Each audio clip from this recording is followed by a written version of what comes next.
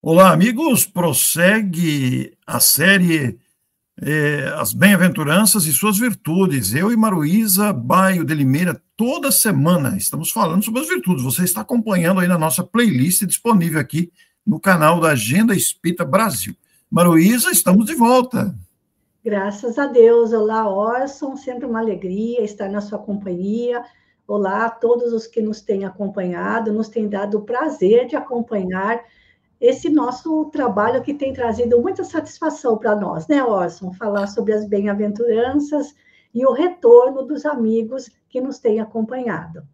Inclusive, eu quero agradecer aos amigos, porque eu estou assim bastante feliz com o retorno, com a repercussão da série, que tem despertado muito interesse. É um motivo de muita alegria para todos nós.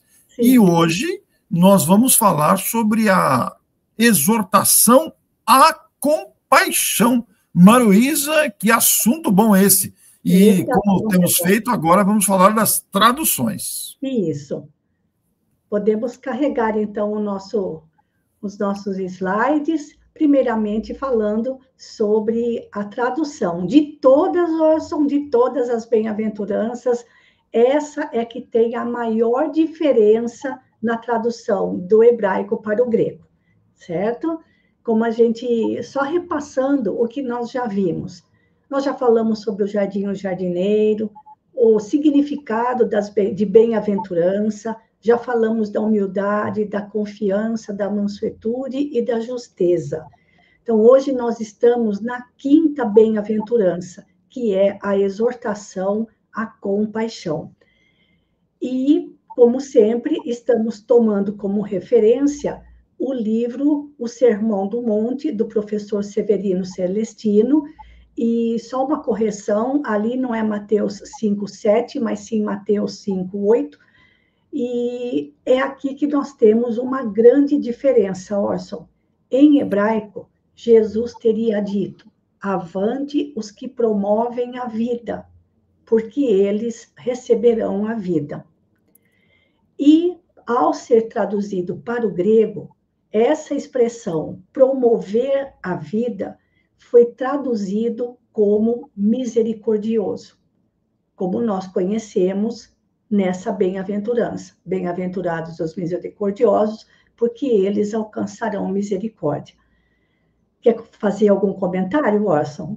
Pois é, a gente percebe uma diferença entre o que estamos habituados e as traduções que se apresentam aí no hebraico e no grego. É um detalhe interessante para análise e estudo desta exortação. Mas depois nós vamos ver que, embora a tradução seja bem diferente, uma está profundamente relacionada com a outra. Vamos ver o que mais o professor Severino Celestino diz a respeito desta bem-aventurança. Diz ele, na tradução literal em hebraico, ou seja, ao pé da letra, sem interpretação espiritual, o termo utilizado em hebraico significa aquele que gera, que serve de matriz, que dá a vida. Por isso, Jesus teria falado, avante os que promovem a vida. Quem é que promove a vida? Aquele que gera a vida, aquele que serve de matriz, que dá a vida. Até a palavra utilizada em hebraico se refere ou tem a mesma raiz de útero materno. É interessante porque a pessoa que gera, que dá a vida, que valoriza a vida, já demonstra essa misericórdia, essa compaixão, é uma pessoa compadecida, né? Isso. Então, de alguma forma, Jesus estava se referindo aos que se dedicam à promoção da vida. Isso. Mesmo porque, entre os 10 mandamentos, o 6º mandamento é o não matarás, como nós encontramos no livro do Êxodo, capítulo 20, versículo 13. Olha a vinculação aí, né? Olha a vinculação. Exatamente. E, no caso, o não matarás para eles, naquela época, é o não assassinarás, é não assassinar, é não matar mesmo, não tirar a vida do outro, representando o respeito pela vida, mas não só pela vida humana, mas qualquer forma de vida. Portanto, Jesus exalta esse princípio que foi apresentado pela primeira vez por Moisés no sexto mandamento. Aliás, Orson, nos mandamentos, o sexto, sétimo e o oitavo, por ordem de gravidade, são não matar, não roubar, não adulterar. E esses três estão relacionados às nossas ações em relação ao outro. Então, em relação ao outro, o mais grave é o matar. E mesmo os outros dois, Maruísa, não roubar e o não adulterar, porque adulterar envolve muita coisa, muita né? Coisa, muita exatamente. coisa. Ele é muito abrangente. Isso. E o não matar está relacionado aliás, os 10 mandamentos, todos eles, os 10 mandamentos estão relacionados com as 10 leis morais apresentadas por Kardec no Livro dos Espíritos, na terceira parte.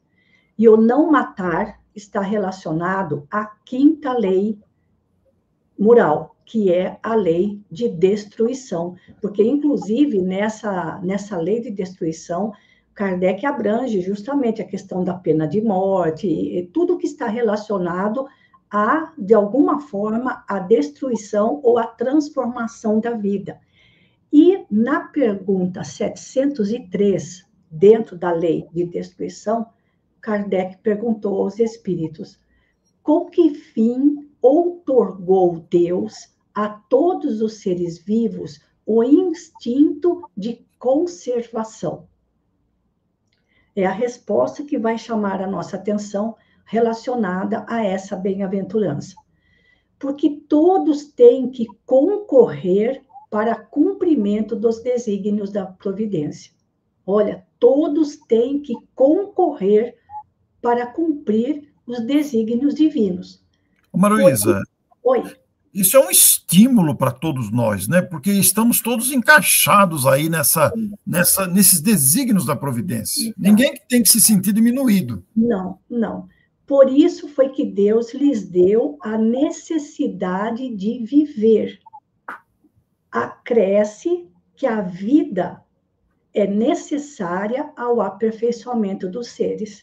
Ele está se referindo à vida no plano material. Isso. Eles o sentem instintivamente, sem disso se aperceberem. Então, o instinto de conservação ainda permanece quando atingimos o estágio de seres humanos. Por quê? Porque a vida material é necessária ao aperfeiçoamento dos seres. Então, aquele que mata está tirando daquele ser vivo a oportunidade de se aperfeiçoar espiritualmente. Isso me faz lembrar, Maruísa, aquele subtítulo do Evangelho segundo o Espiritismo, necessidade da encarnação. Né? Sim. Porque temos uma necessidade de passar pela encarnação para desenvolver a inteligência e, naturalmente, a moralidade. A moralidade. Então, já começamos a perceber que esta bem-aventurança está profundamente ligada ao sexto mandamento, que é o não matar, pela necessidade que temos do nosso aperfeiçoamento moral, intelectual, por meio da existência física. Mas aqui, Orson, colocando agora o quadro das 9 bem-aventuranças, nós podemos perceber que a misericórdia, a quinta bem-aventurança, é uma divisora de águas. Olha que interessante a classificação didática aí apresentada pela Maruísa. O Feliz dos Misericordiosos está bem no meio. São 9, a quinta bem-aventurança divide o bloco, as 9, em 2 blocos. As 4 primeiras trabalham com virtudes que são desenvolvidas em planetas de provas ou em mundos de provas e expiações, porque passamos por humilhações, precisamos aprender a humildade, precisamos aprender a confiar, precisamos aprender a ser justos e precisamos aprender a ter compaixão. Pode falar. Maruísa, está me parecendo aí que a compaixão e a misericórdia aí estão ligadas, como se fosse um passaporte para habitação em mundos de regeneração, é como se fosse um ingresso, tem que adquirir. Tem que adquirir. Ela é a divisora de águas. Nossa, Maruísa, nós estamos distante disso, Maruísa. Enquanto não desenvolvermos a compaixão, não somente por outros seres humanos, mas para qualquer forma de vida, nós não estaremos aptos a fazer parte de um mundo de regeneração. Ou melhor, ainda não estamos sequer preparados para a nossa própria regeneração espiritual. Pois é, isso que eu estou percebendo, Maruísa, nós estamos aqui desafiados. Exato. E tem outra questão, Orson. Essa bem-aventurança, ela é diferente de todas as outras, porque Jesus faz a proposta e dá como promessa alguma coisa diferente.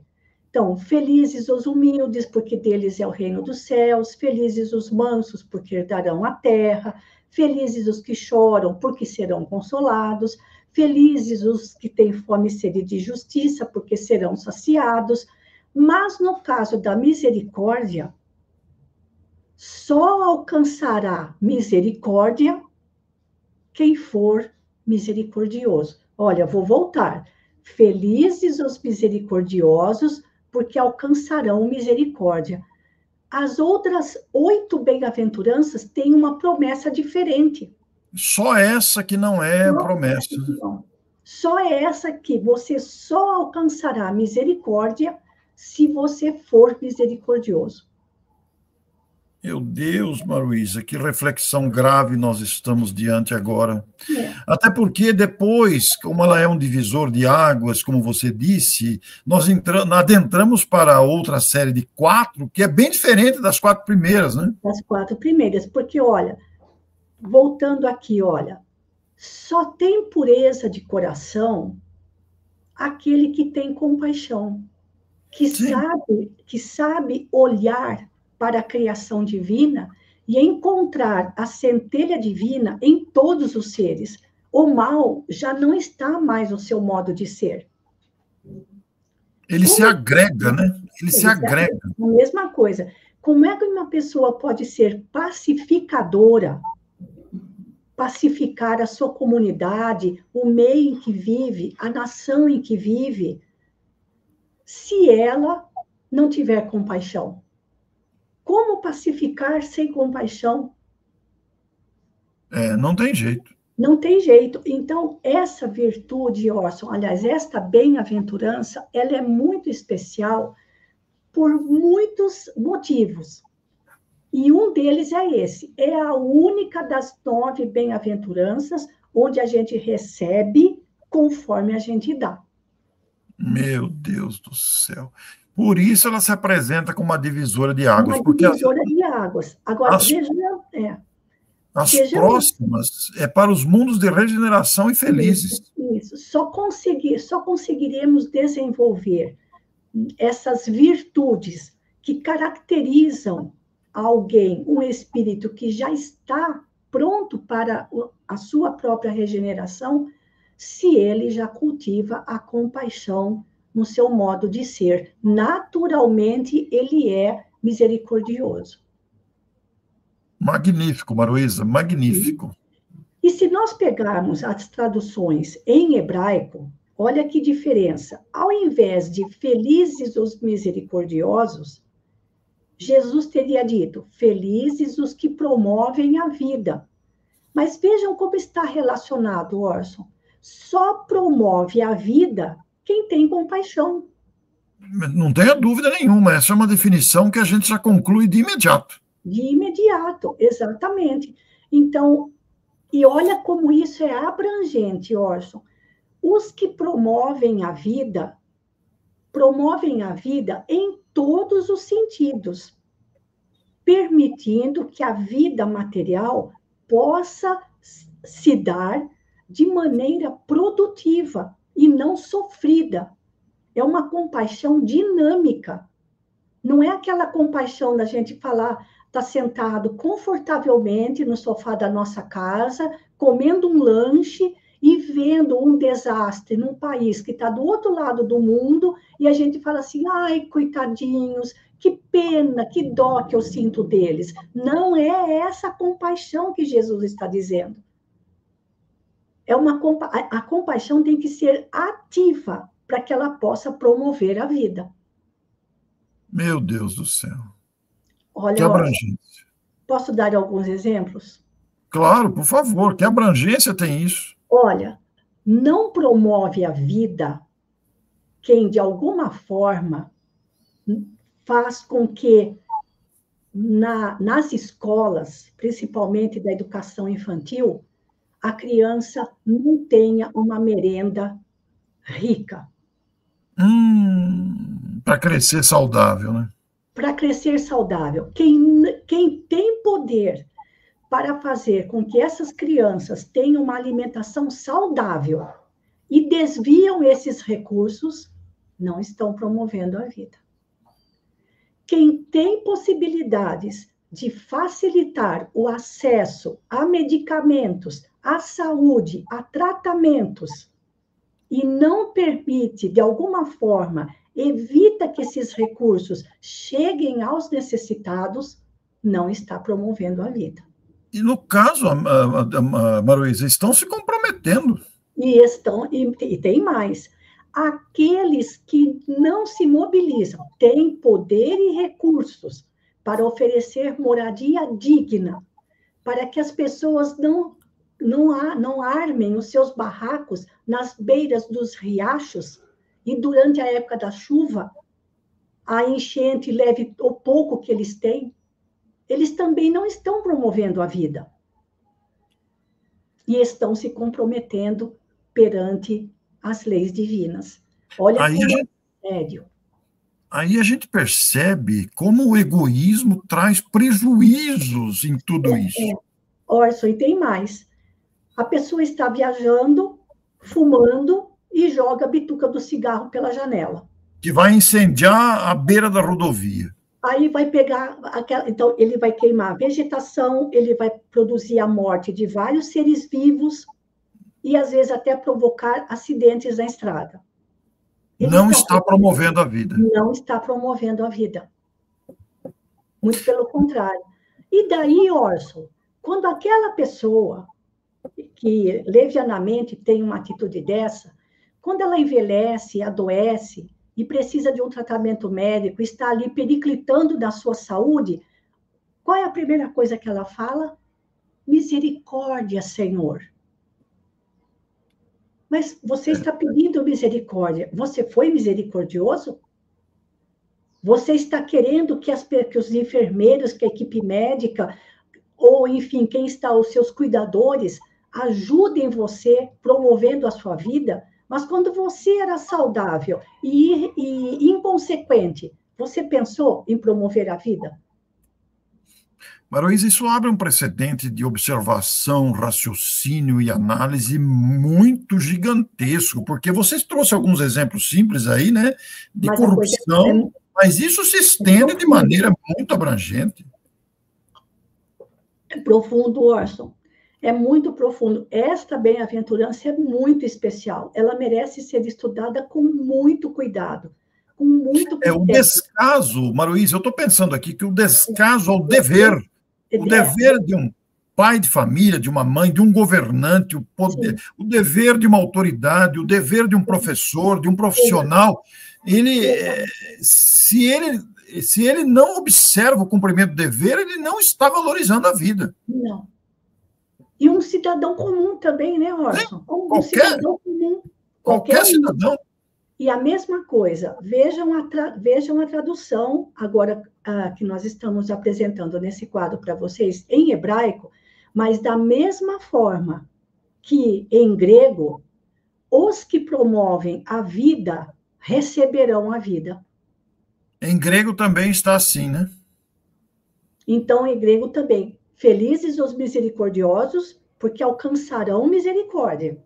Felizes os que promovem a vida, porque receberão a vida. Receberão a vida como? Receberão todas as oportunidades necessárias para desenvolver uma existência no plano físico com qualidade. Qualidade no sentido de ser útil à comunidade. Muita responsabilidade, Maruísa. Muita responsabilidade, Orson. Essa bem-aventurança, para mim, além de ser a minha preferida, eu acho ela muito séria, porque é a única onde a gente recebe conforme a gente dá. Impressionante, Maruísa. É impressionante, Orson. Ela mexe muito comigo e, às vezes, a gente fica pensando no pouco caso que o cidadão comum tem com o meio ambiente, com as fontes, com os rios, os riachos, jogando lixo no riacho. Maruísa, e mesmo o vandalismo, por exemplo, que destrói que destrói uma praça pública, por exemplo, ele não está valorizando a vida. O vandalismo que rouba equipamentos de uma escola, o vandalismo que destrói um ônibus, não está promovendo a vida. Pois é. E olha, Orson, quando foi que recebemos essa primeira informação de preservar a vida? Foi com Moisés, nos 10 mandamentos, há 3.300 anos atrás. Não matar.